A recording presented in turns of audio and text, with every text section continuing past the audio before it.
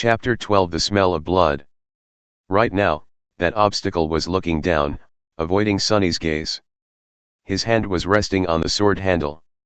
As always, the young slave had no idea about what was going on inside Hiro's perfectly shaped head.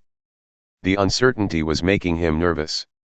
Finally, after some time had passed, the soldier spoke. "I have only one question." Both Sonny and Scholar stared at him while holding their breaths. "Yes.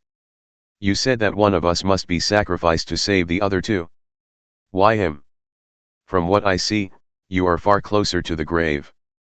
"A great question. I was just about to ask it myself." Sonny turned to the older slave, trying very hard to suppress a mocking grin. But to his dismay, Scholar had an answer ready. "Before the first attack, he was already bleeding because of your senior's whip. During the attack, he was drenched in the blood of a fellow slave. His cloak, too, was soaked in it when the previous owner died. The boy already reeks of blood. Keeping him alive will put us in danger. That's why he is the best choice." The grin died before reaching Sonny's face. "Curse you and your big brain." Scholar's reasoning was appallingly solid. Hiro listened, his expression growing darker with each word. Finally, he looked at Sonny, a dangerous light shining in his eyes. "That is true." Sonny felt his mouth getting dry. Cold sweat was running down his spine. He tensed, ready to act. But at that moment, Hiro smiled. "Your logic is almost unassailable," he said, unsheathing the sword. "However, you failed to account for one thing." Scholar raised an eyebrow, trying to hide his own nervousness. "What might that be?" The young soldier turned to face him, the smile disappearing from his face. Now, he was radiating thick, practically palpable killing intent. "It's that I know who you are, Your Grace.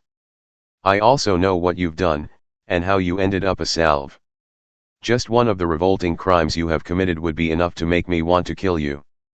So if there is someone among us who deserves to be sacrificed, it's you." Scholar's eyes widened. But the smell of blood. "Don't worry about it. I'll make you bleed enough to overpower whatever residual scent the boy carries." It all happened so fast that Sonny barely had time to react. Hiro lunged forward with a speed that seemed almost inhuman.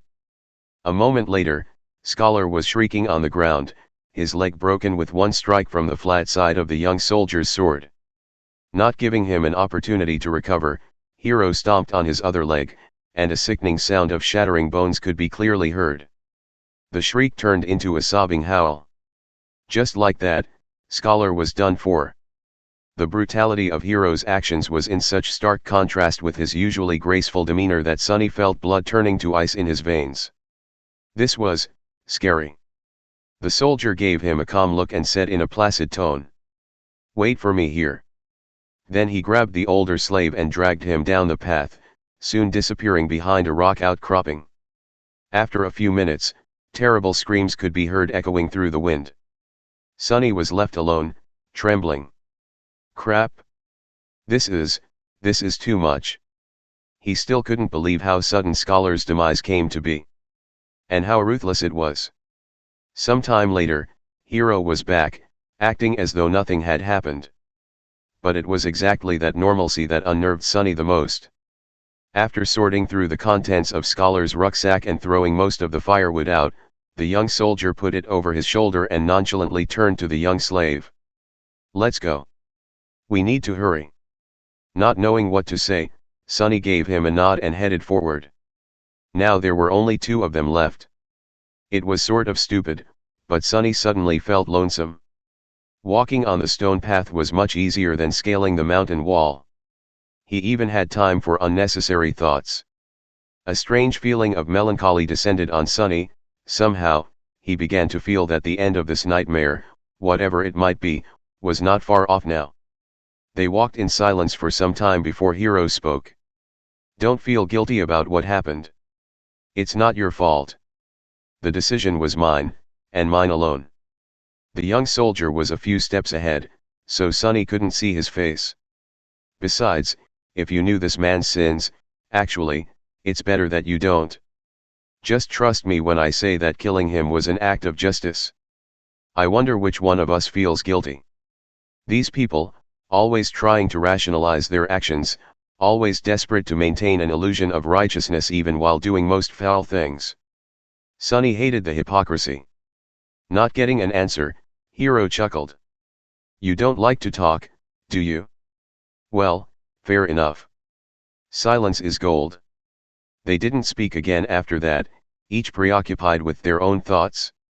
The sun was setting, painting the world into a million shades of crimson.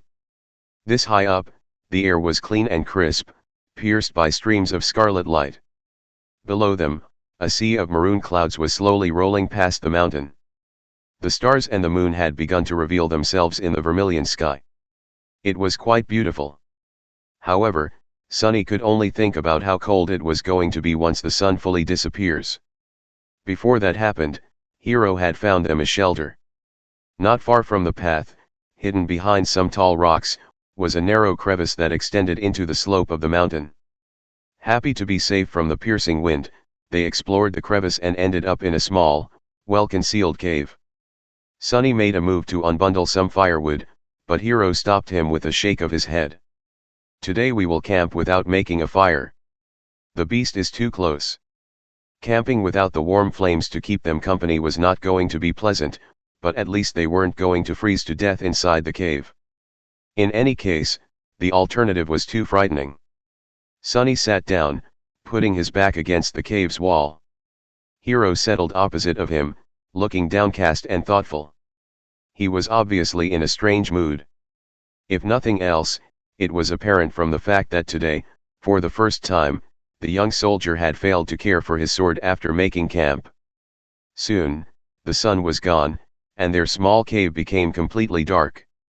Sunny, of course, could still see perfectly well. Hiro, on the other hand, was now completely blind. In the darkness, his handsome face looked noble and, for some reason, sorrowful.